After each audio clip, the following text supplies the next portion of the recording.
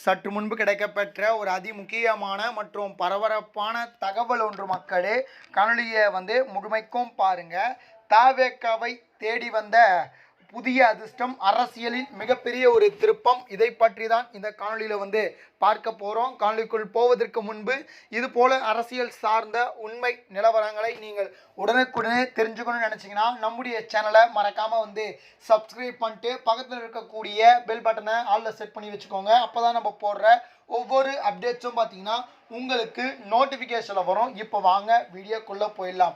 அதாவது தமிழகம் முழுவதுமாக நடந்த சட்டமன்ற தேர்தலில் பார்த்தீங்கன்னா முடிவுகள் எப்படி இருந்துச்சு அப்படின்னு சொல்லிட்டு உங்கள் அனைவருக்குமே தெரியும். இந்த சூழலில் தற்பொழுது ஒரு மாற்றத்துக்கான ஒரு அரசியலாக இது இருக்க போகுது.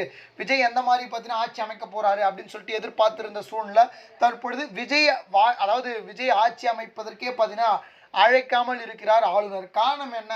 அதாவது தனிப்பெரும்பான்மையை நிரூபித்தால் மட்டுமே விஜயால் ஆட்சி அமைக்க முடியும் அப்படின்ற ஒரு சூழ்நிலை உருவாயிருக்கிறது. அவரிடம் இருக்கக்கூடியது 107 தொகுதிகள் தான்.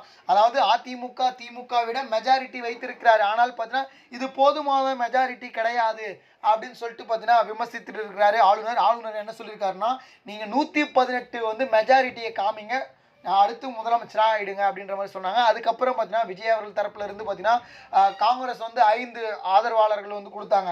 அதாவது 5 எம்எல்ஏக்கள் பார்த்தீங்கன்னா ஆதரவு கொடுத்தாங்க. அதுக்கப்புறம் பார்த்தீங்கன்னா விசிகா வரும் அப்படின்னு சொல்லிட்டு எதிர்பார்க்கப்பட்டது. ஆனால் பார்த்தீங்கன்னா விசிகா வரல. ஆனால் கம்யூனிஸ்ட் கட்சி வந்துச்சு. அதுக்கப்புறம் பார்த்தீங்கன்னா சிபிஐ வந்துச்சு. இந்த கட்சிகள்லாம் பார்த்தீங்கன்னா 2 அப்படின்னு சொல்லிட்டு பார்த்தீங்கன்னா இப்போ விஜய் அவர்களுக்கு பார்த்தீங்கன்னா இன்னும் 2 எம்எல்ஏக்கள் தேவைப்படுகிறது. அது விடுதலை சிறுத்தை கட்சிகளுக்கு ஆதரவு வரும் அப்படின்னு சொல்லிட்டு எதிர்பார்க்கப்பட்ட சூழ்நிலை தற்பொழுது பார்த்தீங்கன்னா அவர் ஏகப்பட்ட இதுதான் சாக்கு அப்படின்னு சொல்லிட்டு ஏகப்பட்ட டிமாண்டுகளை வைத்திருப்பதாக சொல்கிறாங்க. துணை முதல்வர் பதவியை அதாவது பார்த்தீங்கன்னா விடுதலை சிறுத்தை கட்சி தலைவர் திருமாவளவன் அவர்கள் கேட்டு வருவதாக தற்பொழுது தகவலானது நமக்கு கிடைக்கப்பட்டிருக்கு. அது மட்டும் இல்லாமல் பார்த்தீங்கன்னா இதனால தான் பார்த்தீங்கன்னா அவர் முதலமைச்சருடைய ஆவதற்கான நாட்கள் தள்ளி போயிட்டு இருப்பதாக சொல்லியிருக்காங்க. குறிப்பாக 10ஆம் தேதிக்குள் அவர் நாளைக்குள் பார்த்தீங்கன்னா அவர் முதல்வர் ஆகலைன்னா கண்டிப்பாக பார்த்தீங்கன்னா இங்கே தமிழகத்தில் ஆளுநர் ஆட்சி தான் நடக்கும், அதாவது கவர்னருடைய ஆட்சி தான் நடக்கும் அப்படின்னு சொல்லிட்டாங்க.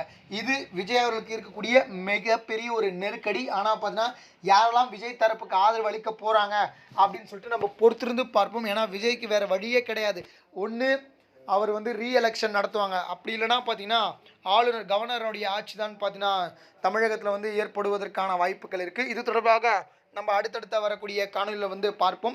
இது போல் சுவாரஸ்யமான அரசியல் உண்மை நிலவரங்களை நீங்கள் உடனுக்குடனே தெரிஞ்சுக்கணும்னு நினச்சிங்கன்னா நம்முடைய சேனலை மறக்காமல் சப்ஸ்கிரைப் பண்ணிட்டு பக்கத்தில் இருக்கக்கூடிய பெல் பட்டனை ஆலில் செட் பண்ணி வச்சுக்கோங்க. அப்போ தான் நம்ம போடுற ஒவ்வொரு அப்டேட்ஸும் பார்த்தீங்கன்னா உங்களுக்கு நோட்டிஃபிகேஷனில் வரும். நன்றி மக்களே, அடுத்தடுத்த வீடியோவில் சந்திப்போம்.